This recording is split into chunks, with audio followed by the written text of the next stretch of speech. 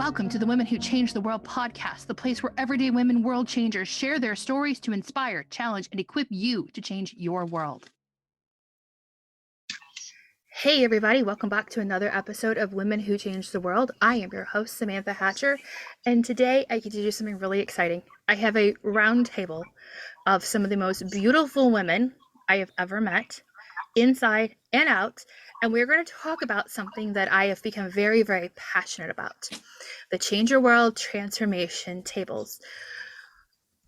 One of my guests, she and I did live videos for 6 weeks talking about this. Another one of my guests, you've been hearing her on my podcast once a month. We're talking about the values tables. This is what we're here to talk about, but not just the tables. These 4 women, just in the past 30 days, came back from doing a transformation trip in the Dominican Republic. They went there, they taught these values so that those people could go and teach everybody else. It's all about multiplication. It's all about spreading this so that their country can grow from the inside out. If this is something that you're interested in, changeyourworld.com is the place to go so that you can facilitate your own tables. You're going to hear this a lot over and over again as we talk. So I'm going to introduce my guest, my friend Denise Watts Wilson, who is a founding member of the Maxwell Leadership Team and has been on every single one of the trips, even one where she left one day and went to the other place and was there the day it started. Yay, Denise. Thank you, Samantha. My friend Hanna, who is here to talk about from her perspective as a Latina and going into a country and helping them develop as well. Maribel, who has been on my podcast before. Some of the most listened to episodes have you in it, girl. Yay! And then Dawn Miller, who got me going doing the video live talking about this. I'm sitting at the homeschool convention last year and we're talking about values tables. Thank you, ladies, for taking time out of your day, especially on Memorial Day. Dang, did not think about that until after we scheduled it. But thank you for taking the time to come and talk to me and to share with my listeners and to give them hope and courage to do something and use their God-given talents. So ladies, I'm going to start off with the hard question. What was the hardest part about the trip? And don't tell me everything was roses, because it was not. There's got to be some different acclimation thing going on. What's the hardest part about your trip? Don't be shy. Well, I have to say that in doing the trips, the number that I've done, we had an experience on this trip that was a first timer. And that is, we arrived at a location 15 minutes before we were supposed to leave it. And so we walked, there were about 8 or 10 of us. We walked into a high school and we had exactly 14 minutes to train our group. And that was the challenge, but we rose to it. It was fun. We all did it in different ways. Under pressure. Yes. Under pressure. Maribel. The hardest part of this trip will be the same day that Denise experienced that 15 minutes challenge. I stood back with the team where I was helping to direct, and not seeing everybody deployed the way we had planned it. It was a little hard, but what I learned there was you just gotta let go of the things we can't control. So it taught me a lot to, be patient, and things are gonna happen. So that was like the hardest that day, and the most that I learned out of it. Hanna? Yeah, I'm with Maribel there, because that was, since we're deploying and we know what an impact it was for us every time we went out. That was like our main thing. It was making sure that we get everybody to go out at least once, and the second person making sure everybody's experience was the best because we're going through it from a different perspective. Definitely it was a different dimension than last time. And also the pre-planning for me, leaving my family because it was my little girl's birthday that Sunday. And I was like, okay, I needed to come back, for her second birthday. So that the family side balancing out, that was hard too. Dawn?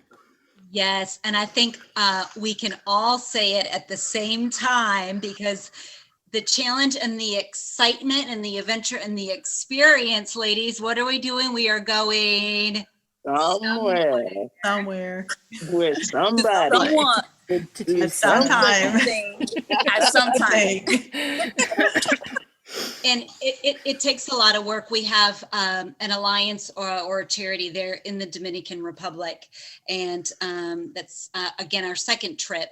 And so they are really the boots on the ground, and the values and the lessons that we're teaching is based on the Dominican voice, and the people said, this is what we need. But yet it's like, where are we going, and who are we going to do it with? And is this going to be a church or community or a school or a private company? So there's excitement, anxiousness, and a little bit of question marks behind all that. So.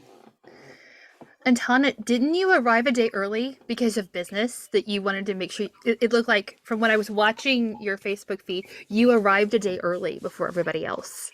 I did. That happened to me in the last trip too. I was doing, this time I was training the Parks and Recreation in Arlington, Virginia. So I had to train on the 10th. And then we started on the 11th, and to get the flight, so I had to come in a couple of days earlier. And last time I had to come in 4 days earlier because I was training also a group of leaders. So for me, it was making sure we had stable Wi-Fi. And I didn't know, are we going to have a stable Wi-Fi? Is everything going to be all right? The temperature wise, and then that making sure I still have my screens, because I have to take on my extra screens so that I can also do the trip. So I had to put on some extra baggage, plus my binders, plus my educational stuff, get in that mode first, and then switch the mode to go into service. Well, they're both serving, just serving in different ways. Mm-hmm. It's interesting how you are your business. Yep. And you take it, and where you go, your business goes with you. So, Denise, I have a question for you. I'm going to be mean here. Which of the trips that you have done have been the hardest is in emotional movement for you? Which trip? Because you've done how many now? 9. Wow. So which trip moved you the most? Wow. There was something about Guatemala, just because it was the first, and because we had some very high level experiences. We got to sit in the courtyard of the presidential palace while John and the president of Guatemala introduced the transformation together on live national television. And then we got to run around the presidential palace like a bunch of kids in a candy store. and I think it just hit me. This is not the kind of experience that you get every day. Mm-hmm. What we're doing is so significant that rules are suspended on our behalf, even if they're simply protocol rules. And then to also, in the midst of that trip, to realize that we were needed so much in that country.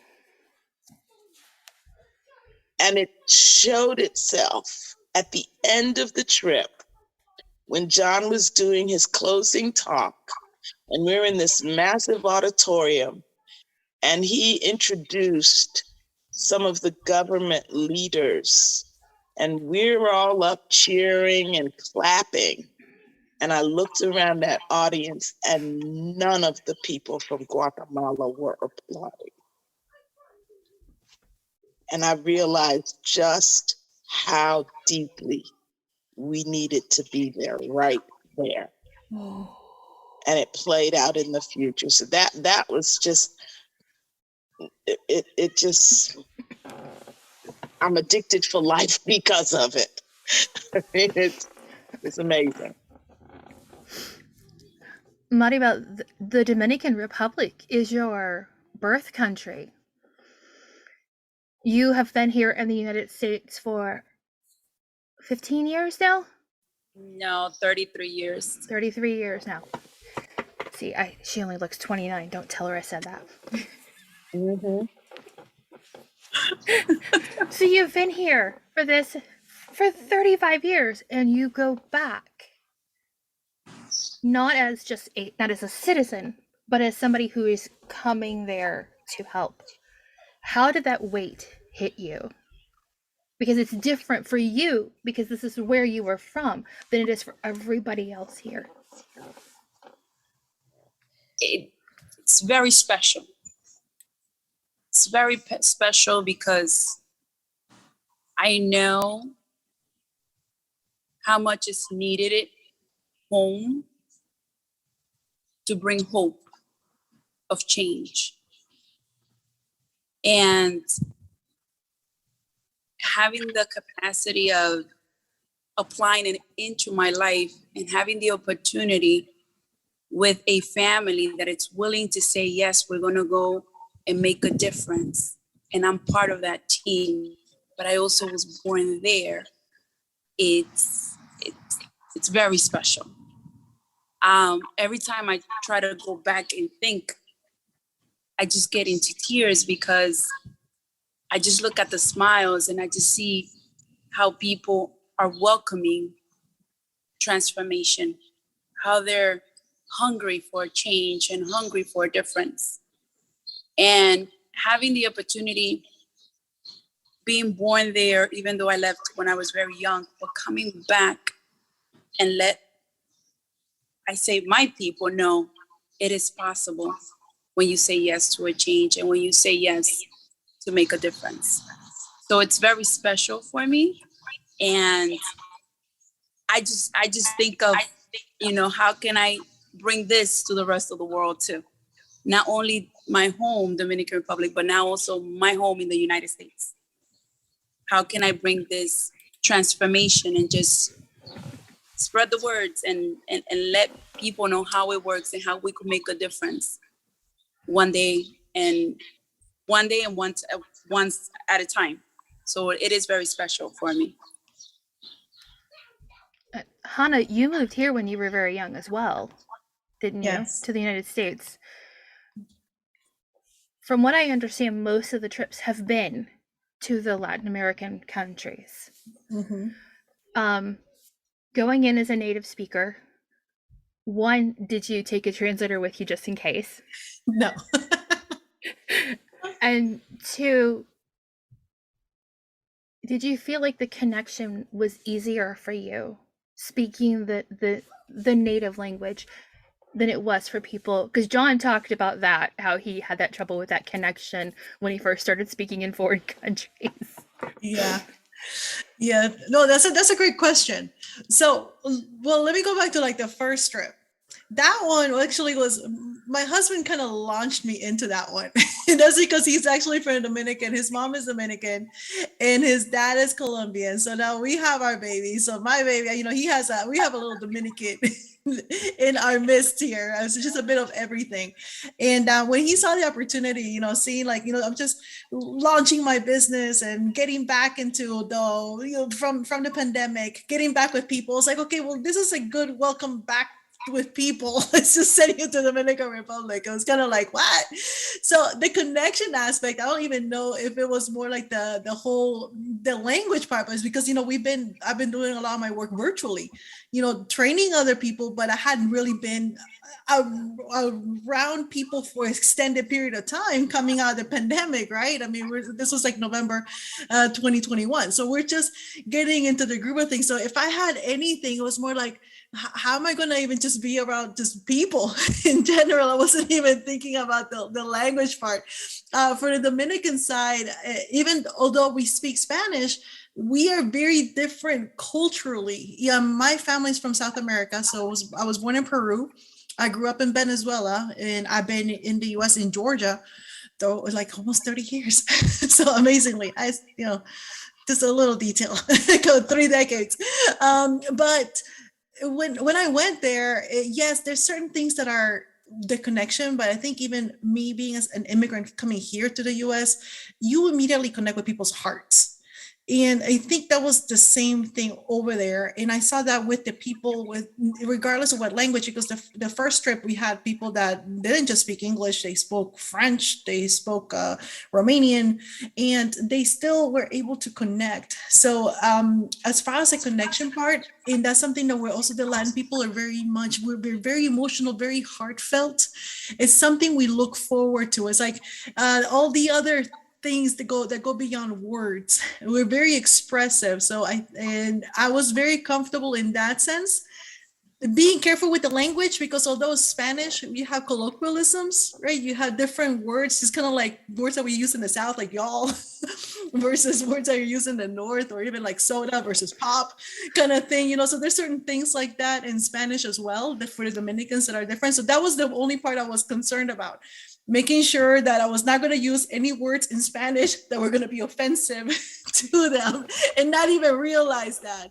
So I made sure, I was like, okay, with my husband, okay, I'm going to just make sure that all my words are right.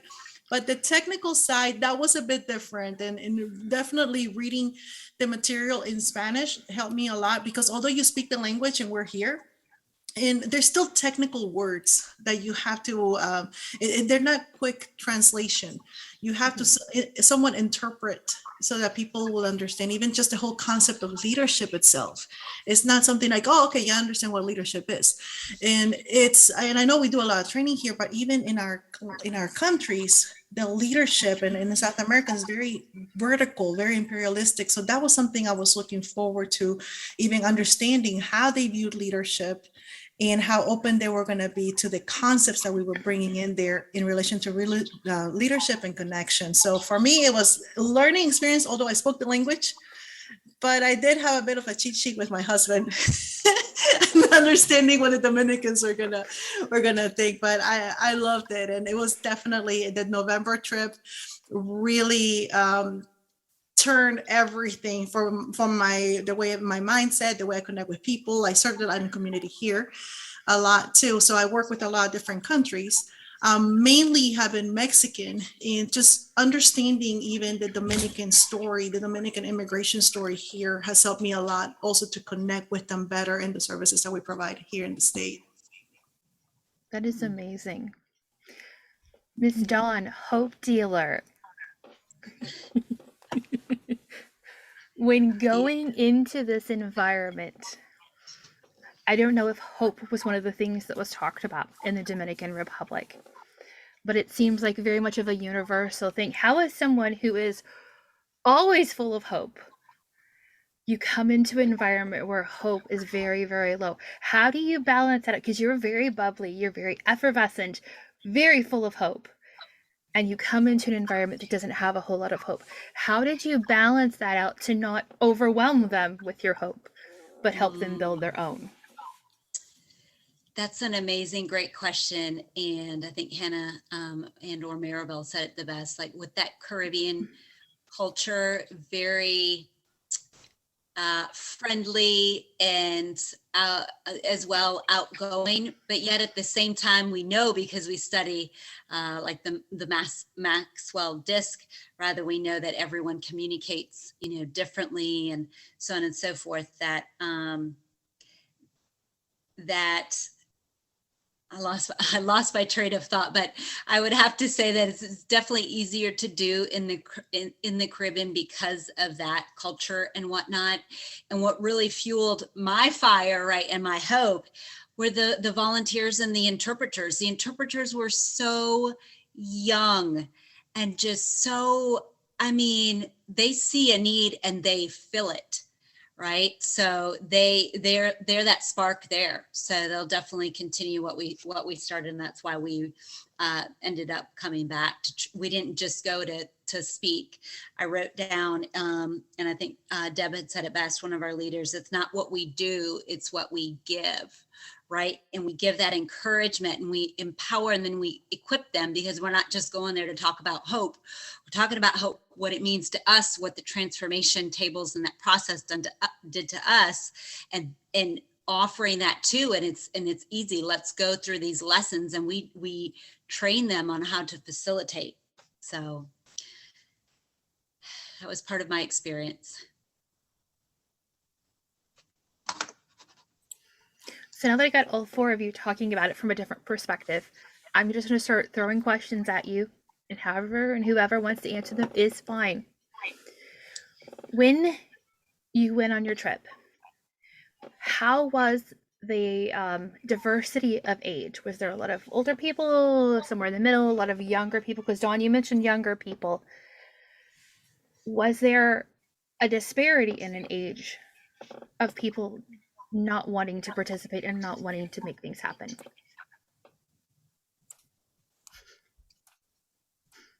Do you mean the audience, or you mean the coaches that traveled? The audience. I would say we had a fairly range, depending, I think, what geographical area you visited to, and then the time of the day. I think we saw everything. At least from the first trip, I was in a school with 16-year-olds, and then I was also all the way to the headquarters of the police and the community centers, where you had ages. I mean, I think all generations really participated, depending on what parts of the country. Were these participants told they had to do this, or was this something they volunteered for? Well, from what we observed, they sign up.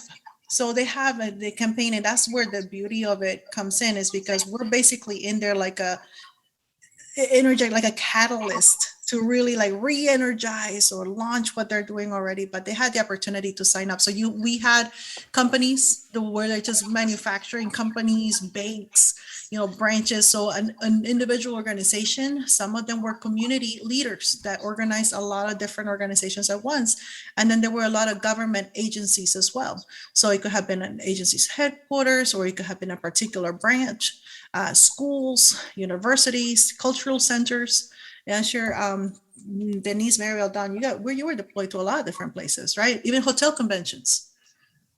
Yeah, in regards to like the age, when I had the opportunity to go back to my hometown, and where I went, there was an age difference between, I would say, 21 to 50, and they were they receive it very well. Like they were willing to be there. And to my understanding, they sign up for it, and they let them know what is a transformation table, and then they sign up for it. But I did have a different variations of age. And again, it's everybody receive it like they're very welcoming.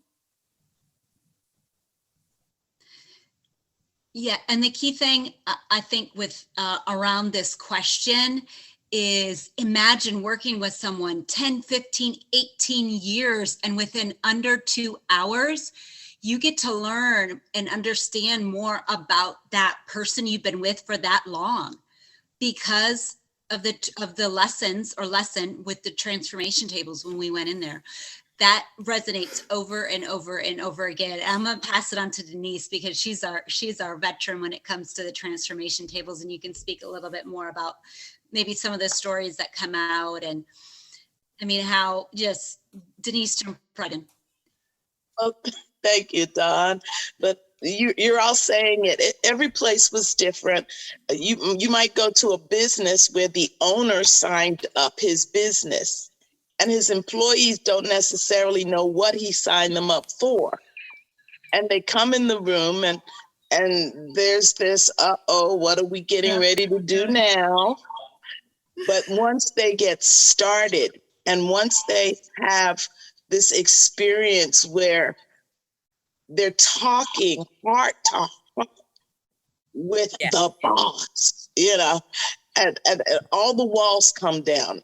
Nobody's anybody more than anybody else. And just to watch age not be a factor. I did one place where it's like everybody was 20, and then there was this one guy that was 60. He was so funny.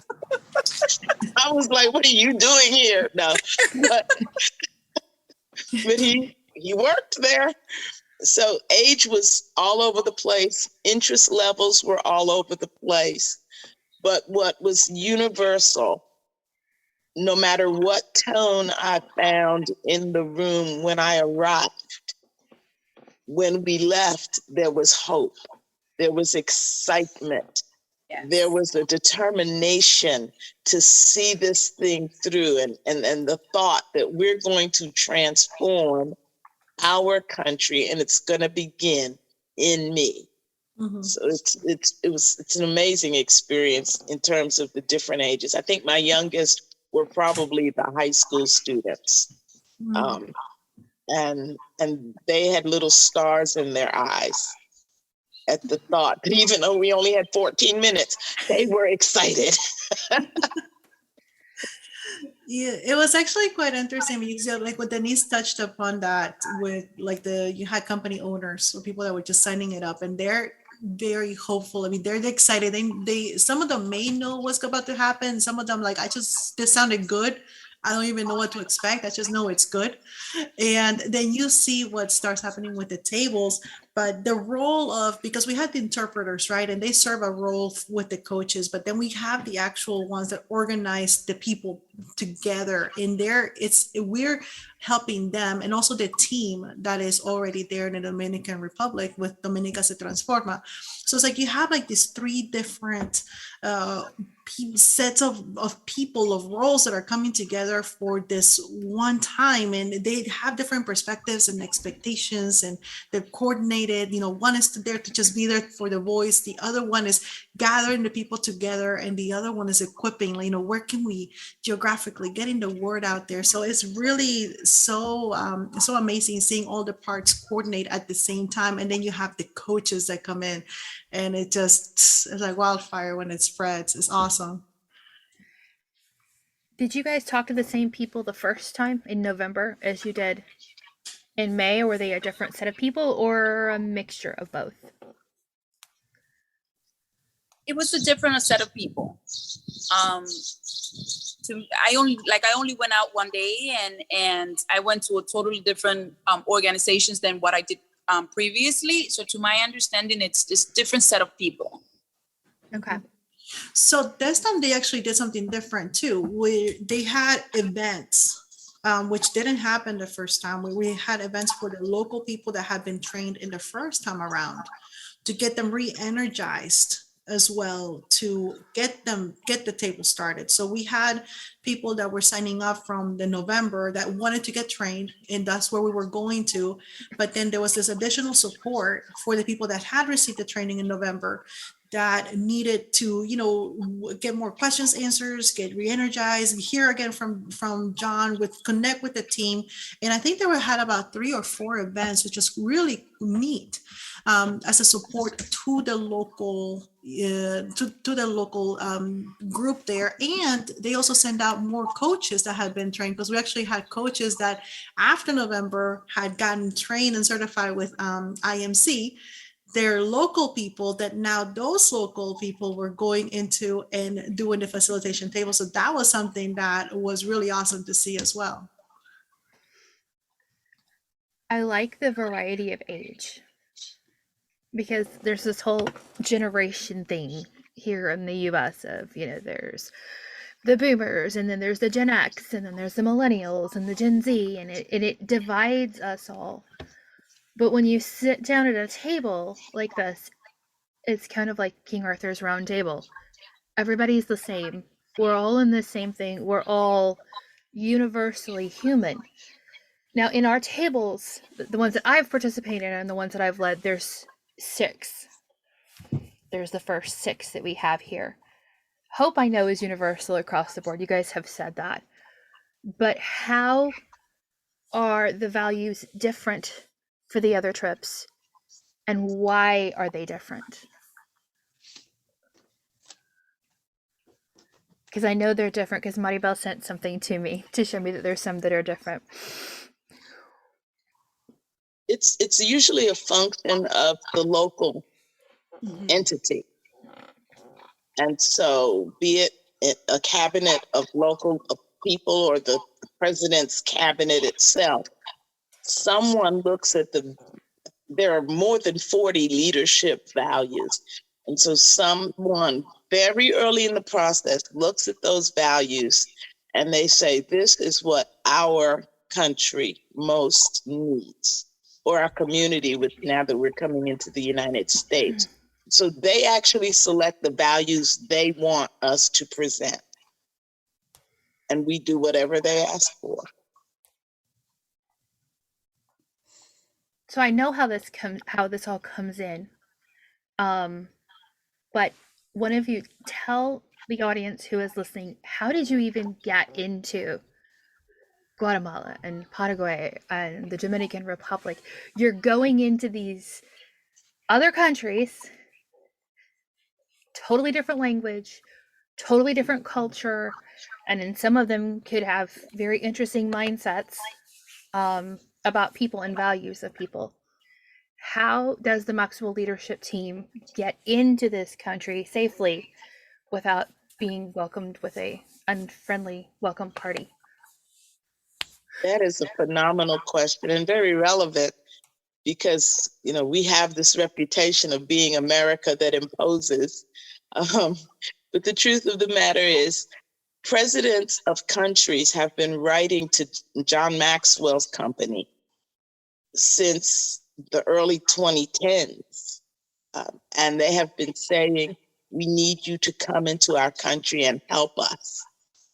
Once a country expresses a desire for us to come in, John and his advanced team, I will call them, they go in, they meet with the president and all of his cabinet and leaders in the 8 spheres of influence, which I never get them all right, but it's education, it's the arts, it's athletics, it's medicine, it's finances, it's religion, it is government, it is the military, those people who impact life. Media's in there too, but I think that's number 9, so I doubled one. So they all come together, and John explains to them the strategy that we're hoping to implement with them. He explains to them, we're not here to help the rich stay rich at the expense of the poor, for example. We are here to see that the rising tide is allowed to raise all the ships that are on the sea. And they agree, yes, we're willing to do this. And then they begin the process of recruiting the tens of thousands of people that we will train in a 2 or 3 day period. They have to make all of those commitments. So we're definitely there because some significant portion of the population believes that we have a service that will benefit them. And what's really cool, what I've come to learn too, is that once even the transformation tables are rolled out, like now they're getting into the schools and curriculum with the entire school. So I think it's Guatemala. I don't know if you know that, Denise, Yes. with the whole I Lead, for example, but Yes. this has opened the doors to where now every student in the public school is getting to learn this leadership principles as well, and they're deploying in other countries that we've been to already, and they also do some smaller, kind of like what they're doing with the community here in the US, some smaller pilot ones where there's a cry, hey, we would like to see how it would work here. So it's really, really interesting, because it's not just about bringing from outside in, it's really equipping the people inside. And there's a group that's there, like when we went to the Dominican, there's a group called Dominica Se Transforma. It's like its own organization that is being supported by the Maxwell Foundation, but they're doing work before we get there, a year before we get there. They're still working it now, and they're going to continue to work it to equip and give the resources necessary for the people to take this as their own. I want to jump in and say, it reminds me of one of our principles from John Maxwell, is that people do what people see, right? So if the main top leaders, we've got to get, their buy-in. If we don't, then like Denise said, we don't go into that country and they have to do it, right? And then the companies and the churches and the universities, so on and so forth, that, commit to us going there. And then also, like Hanna said, it's not just it's not an American, curriculum and principles. Thousands of individuals were surveyed and their voices were heard. And it was like, this is what we need, the values that we need to see positive, lasting change. And that's what transformation is, positive, lasting change. Great answer, Dawn. Thank you.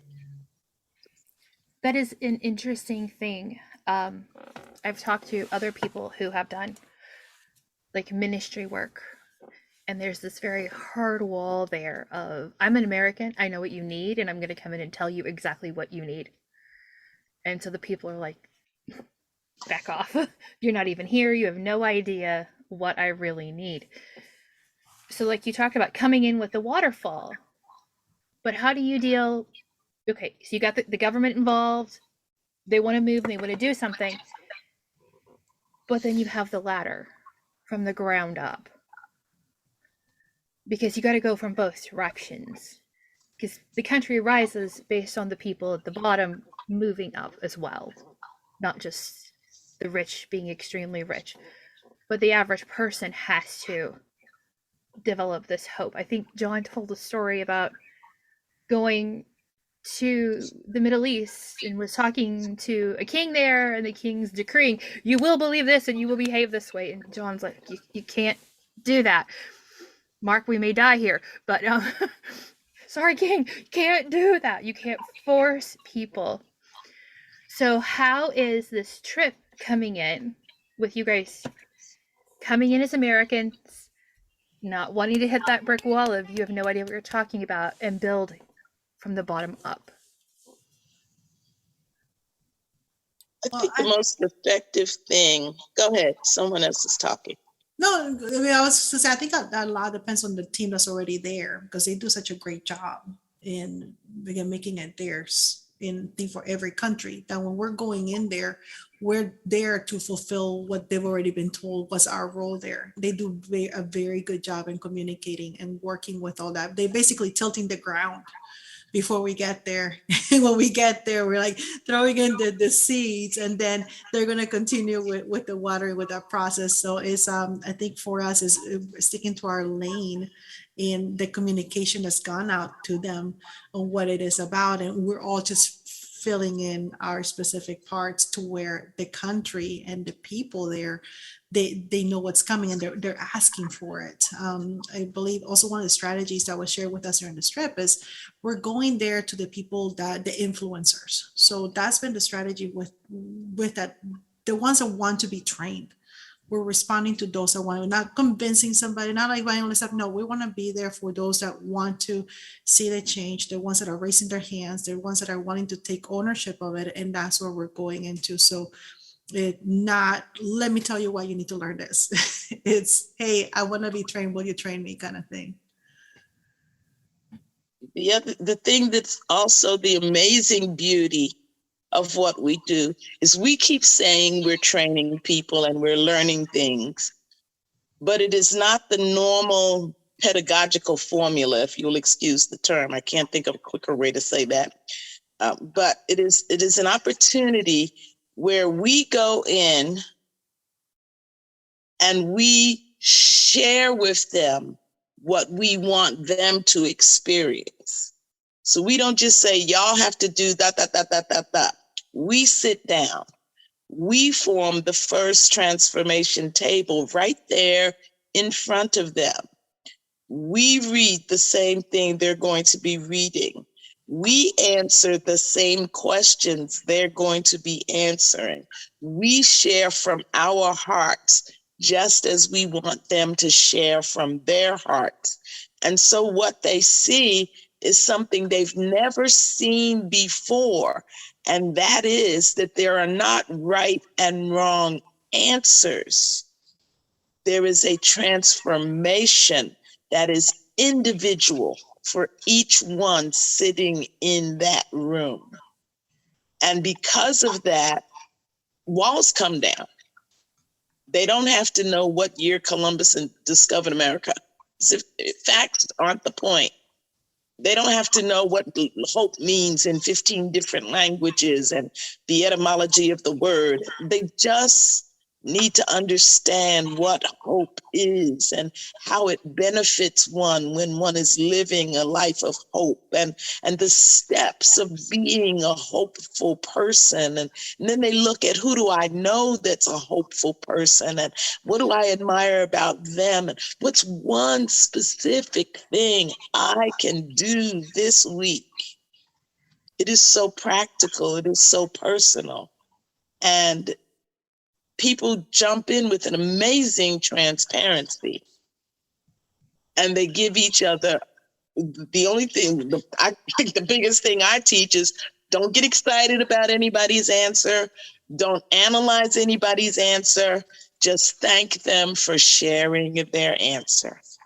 In that environment of being heard on some very personal topics with respect, with encouragement, is what tears every wall down, and people can't wait to go from session to session and grow together. Also, I think the beauty of this is it's voluntarily. We go in voluntarily. The team in the Dominican Republic does it voluntarily. And because we apply it in our daily life and we see how much it impacts us, I become a better person. I become a better mom. I become a better sister. So I don't want to be selfish and keep it to myself. I want to just share it with the world. So having the opportunity to come in voluntarily, and like Denise says, you know, you open up the table with just speaking from your heart. It opened up other people just to speak from the heart, because we're not here because we have to. We're here because this is something voluntarily that we see so much importance of it. We apply it in our daily life. So we wanted to share it with the world. So I think that's the most beauty out of it, that you have to be willing to see. And once you see it, you do not want to get off, because it's just magical. You know, when you analyze yourself on a specific value, it's magical. So it just keeps you on what's next and what's next and what's next. And I think that's the beauty of it too. I want to throw in here, because you said voluntarily, but there's something that, unless you've been on a trip, other people don't know. You guys don't do this for free. You have to pay for your own travel expenses. You paid for your hotel. You paid for, there was a fee for every single trip that has happened. So this isn't like, you know, the Maxwell Foundation's paying for me to be here. No, I'm volunteering not only my time, but in my finances. So here's the fun question. What did each of you get back for your investment? Because I know you did, because you're all four glowing with this. So what was your return on investment for just this last trip?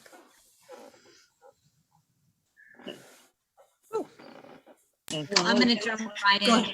Yes.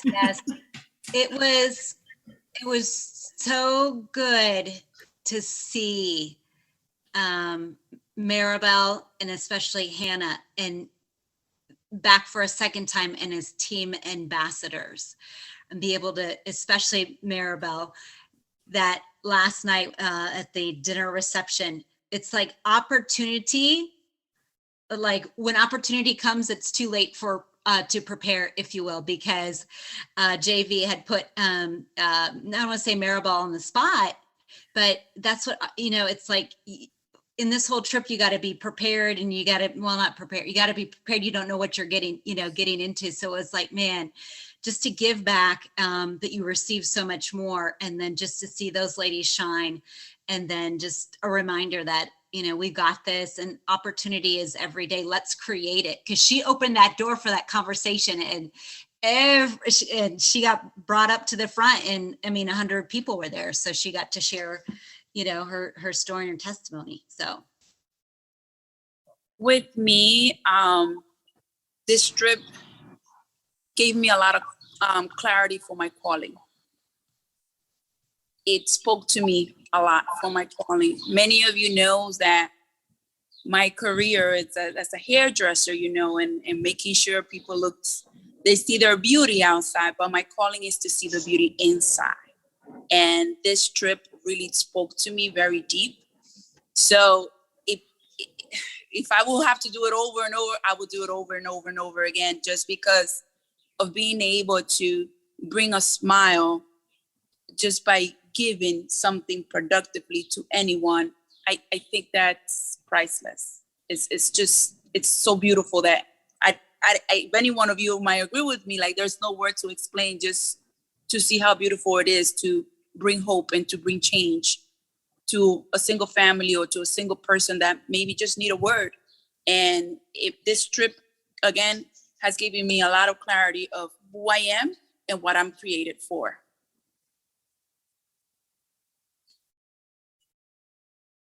I think I could say one word and we would all agree it was one of many paybacks.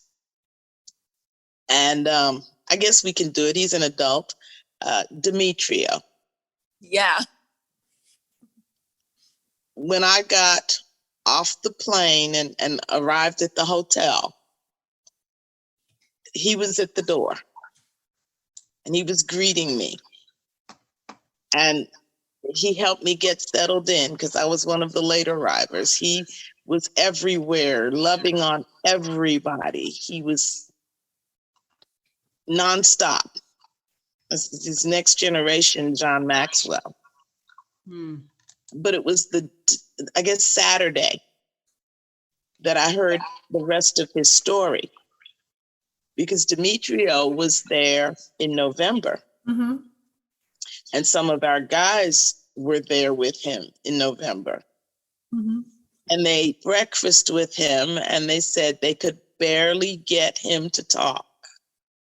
He was so unsure of himself. Mm-hmm. He felt so out of place. And I asked him, I was like, this is crazy. I can't believe this about you. Did that really happen? That young man went from 0 to 60 in 0.00001 second on the big scheme of things. He was so opened up. And not only did he give totally and completely to us at the hotel in Santo Domingo, he came the day we left Santo Domingo and gave us a farewell speech on the bus. And that still was not enough, because on Sunday, was it Sunday or Saturday? Sunday, he shows up in Margaritaville. Mm-hmm. And to realize that that is one teeny tiny example of the transformation process we're bringing. I had the privilege of seeing some of our translators that I worked with last time, and I got to work with them again this time and to catch up on their story. These folks' lives are being changed. And the thought that I get to touch just a little bit of their greatness with encouragement and hope. Oh yeah, I'll do this as long as God gives me breath. It's far more of a payback than you can ever imagine. Mm-hmm. Mm-hmm. No, that's beautiful. Yeah, I echo what Denise says. I think is this, it just goes, all of us that hear the call, in a sense, we're kind of addicted to it, but this didn't happen, overnight. And I think that's one of the things I've explained is it does take that little bit of the adventure and the crazy in us and wanting to see really that change can happen. It's hard. It has its challenges. Again, for me, I have 5 children. I have a just turned 2-year-old. So I had to make sure I had care for her even overnight, because my husband had to travel. So I had to make sure I had childcare arrangements for all of their activities, their football, baseball, make sure that my 2-year-old had somebody that would stay with her overnight while I'm over there. Then I still had to run the business. So I'm doing my travel things so I can still keep with my commitments in the business with wherever I'm at. And I'm communicating with the people. The first trip I was on my classes on the phone while we're traveling over to San Andres, which is like 2.5 hours. So I'm still there giving training to my commitments. And then I had a backup. So there was like a lot of these things, but at the end of the day, all is worth it because this is what I committed myself to do back years ago. It goes along with who I am. So for me, it's a privilege to really even have the invitation, to have the opportunity. Are you kidding me? We do this in the Maxwell team with organizations. We do this with groups, with small groups, women's groups, youth, then we do communities. And now we get invited to go and do an entire country. It's crazy. It's how this world is. I think it speaks to us as an adventure, but an adventure of something positive to that legacy. So it's like for me, as far as return on it, has allowed me to express this calling. Well, Maribel was talking about that calling that we have. It's like, it just goes. It makes sense. It makes sense to do all that, to go and get to do this. And the continuous opportunity to serve and to see the transformation happen, and also for the people for what we're believing in, because I know each one of us is going through something, and seeing the situations and seeing other people's lives change also gives us hope to see people that we know nearby, family members that we want to see their lives change. So it's like seeds. The return of investment, I think for me, is I'm planting seeds, and I'm looking forward for them to get a harvest, and for our people here also in the U.S. to get a harvest, and our families as well. Since this is an international podcast, and I've had people from all over the world on it and listening to it, the concept that we're all the same. There's a little bitty cultural things, that separate us, maybe language that separate us, but the person, deep down inside, the person you're talking to is the same as you.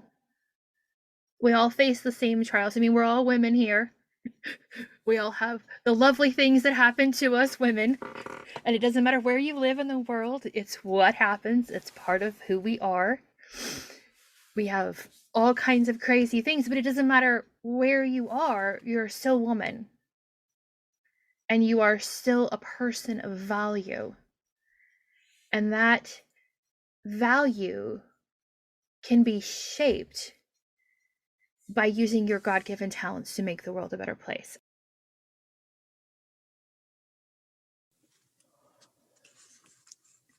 Hey everyone, I know that we are just getting started into this episode, but I had to cut the podcast episode in half to make 2 episodes because it was just too good to edit anything out.